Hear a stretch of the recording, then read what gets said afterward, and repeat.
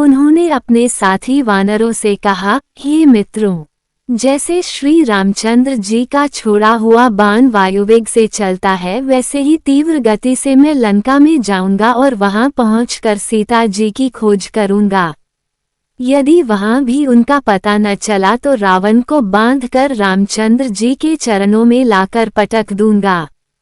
आप विश्वास रखें कि मैं सर्वथा कृतकृत्य होकर ही सीता के साथ लौटूंगा, अन्यथा रावण सहित लंकापुर को ही उखाड़ कर लाऊंगा। इतना कहकर हनुमान आकाश में उछले और अत्यंत तीव्र गति से लंका की ओर चले। उनके उड़ते ही उनके झटके से साल आदि अनेक वृक्ष पृथ्वी से उखड़ गए और वे भी उनके साथ उड़ने लगे। फिर थोड़ी दूर तक उड़ने के पश्चात वे वृक्ष एक एक करके समुद्र में गिरने लगे। वृक्षों से पृथक होकर सागर में गिरने वाले नाना प्रकार के पुष्प ऐसे प्रतीत हो रहे थे मानो शरद ऋतु के नक्षत्र जल की लहरों के साथ अटखेलियां कर रहे हों। तीव्र गति से उड़ते हुए महाकपि पवनसुत ऐसे प्रतीत हो रहे थे जैसे कि वे महासागर एवं अनंत आकाश का आचमन करते हुए उड़े जा रहे हैं। तेज से जाज्वल्यमान उनके नेत्र हिमालय पर्वत पर लगे हुए दो दावानलों का भ्रम उत्पन्न करते थे। कुछ दर्शकों को ऐसा लग रहा था कि आकाश में तेजस्वी सूर्य और चंद्र दोनों एक साथ जलनिधि को प्रकाशित कर रहे हों। उनका लाल कटी प्रदेश पर्वत के वक्षस्थल पर किसी गेरू के खान का भ्रम पैदा कर रहा था। हनुमान के बगल से जो तेज आंधी भारी स्वर करती हुई निकली थी वह घनघोर वर्षाकाल की मेघों की गर्जना सी प्रतीत होती थी। आकाश में उड़ते हुए उनके विशाल शरीर का प्रतिबिंब समुद्र पर पड़ता था तो वह उसकी लहरों के साथ मिलकर ऐसा भ्रम उत्पन्न करता था जैसे सागर के वक्ष पर कोई नौक तैरती चली जा रही हो। इस प्रकार हनुमान निरंतर आकाश मार्ग से लंका की ओर बढ़े जा रहे थे। हनुमान के अद्भुत बल और पराक्रम की परीक्षा करने के लिए देवता, गंधर्व, सिद्ध और महर्षियों ने नागमाता सुरसा के पास जाकर कहा, हे नागमाता, तुम जाकर वायुपुत्र हनुमान की यात्रा में विघ्न डालकर उनकी परीक्षा लो कि वे लंका में जाकर रामचंद्र का कार्य सफलतापूर्वक कर पाएंगे या नहीं। ऋषियों के मर्म को समझकर सुरसा विशालकाय राक्षसनी का रूप धारण करके समुद्र के मध्य में जाकर खड़ी हो गई और उसने अपने रूप को अत्यंत विकृत बना लिया। हनुमान को अपने सम्मुख पाकर वह बोली, आज मैं तुम्हें अपना आहार बनाकर अपनी क्षुधा को शांत करूंगी। मैं चाहती हूँ तुम स्वयं मेरे मुख में प्रवेश करो ताकि मुझे तुम्हें खाने के लिए प्रयत्न न करना पड़े। सुरसा के शब्दों को सुनकर हनुमान बोले, तुम्हारी इच्छा पूरी करने में मुझे कोई आपत्ति नहीं है, किंतु इस समय मैं अयोध्या के राजकुमार रामचंद्र जी के कार्य से जा रहा हूँ। उनकी पत्नी को रावण चुराकर लंका ले गया है। मैं उनकी खोज करने के लिए जा रहा हूँ। तुम भी राम के राज्य में रहती हो, इसलिए इस कार्य में मेरी सहायता करना तुम्हारा कर्तव्य है। लंका से मैं जब अपना कार्य सिद्ध करके लौटूंगा तब अवश्य तुम्हारे मुख में प्रवेश करूंगा। यह मैं तुम्हें वचन देता हूँ। हनुमान की प्रतिज्ञा पर ध्यान न देते हुए सुरसा बोली, जब तक तुम मेरे मुख में प्रवेश न करोगे मैं तुम्हारे मार्ग से नहीं हटूंगी। ये सुनकर हनुमान बोले, अच्छा तुम अपने मुख को अधिक से अधिक खोलकर मुझे निगल लो, मैं तुम्हारे मुख में प्रवेश करने को तैयार हूँ। ये कहकर महाबली हनुमान ने योग शक्ति से अपने शरीर का आकार बढ़ाकर 40 कोस का कर लिया। सुरसा भी अपूर्व शक्तियों से संपन्न थी। उसने तत्काल अपना मुख 80 कोस तक फैला लिया। हनुमान ने अपना शरीर एक अंगूठे के समान छोटा कर लिया और तत्काल उसके मुख में घुसकर बाहर निकल आए। फिर बोले, अच्छा सुरसा, तुम्हारी इच्छा पूरी हुई, अब मैं जाता हूँ। प्रणाम। इतना कहकर हनुमान आकाश में उड़ गए।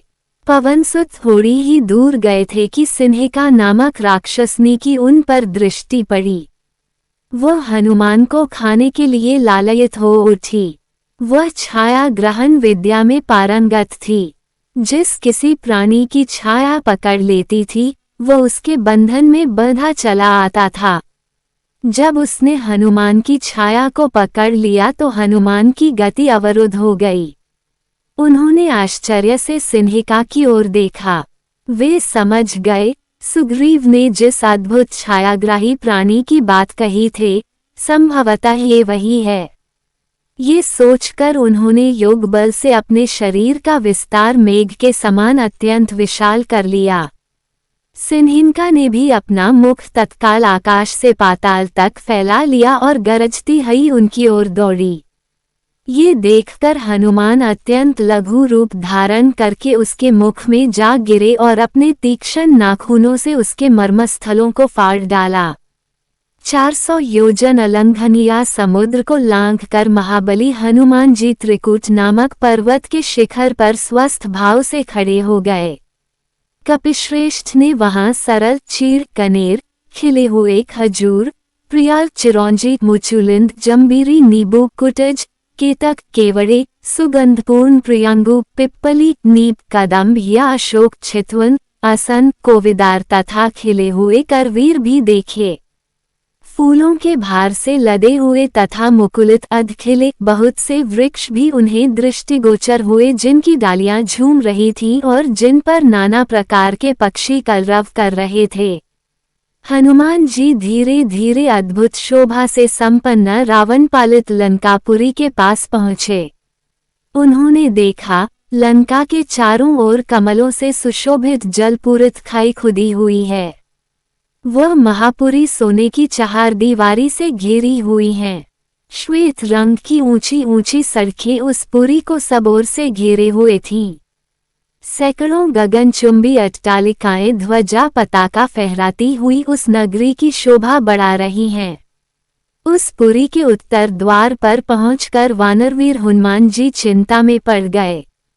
लंकापुरी भयानक राक्षसों से उसी प्रकार भरी हुई थी जैसे कि पाताल की भोगवतीपुरी नागू से भरी रहती है। हाथों में शूल और पटटिश लिए बड़ी बड़ी दाढ़ों वाले बहुत से शूरवीर घोर राक्षस लंकापुरी की रक्षा कर रहे थे। नगर की इस भारी सुरक्षा, उसके चारों ओर समुद्र की खाई और रावण जैसे भयंकर शत्रु को देखकर हनुमान जी विचार करने लगे कि यदि वानर वहां तक आ जाए तो भी वे व्यर्थ ही सिद्ध होंगे, क्योंकि युद्ध द्वारा देवता भी लंका पर विजय नहीं पा सकते।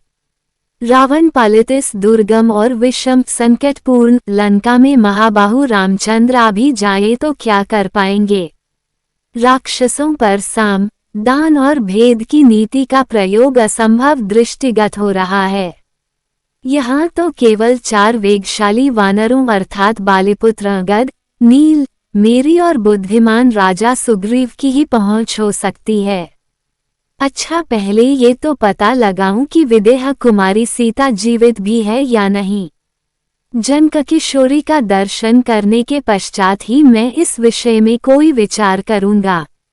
उन्होंने सोचा कि मैं इस रूप से राक्षसों की इस नगरी में प्रवेश नहीं कर सकता, क्योंकि बहुत से क्रूर और बलवान राक्षस इसकी रक्षा कर रहे हैं। जानकी की खोज करते समय मुझे स्वयं को इन महातेजस्वी, महापराक्रमी और बलवान राक्षसों से गुप्त रखना होगा।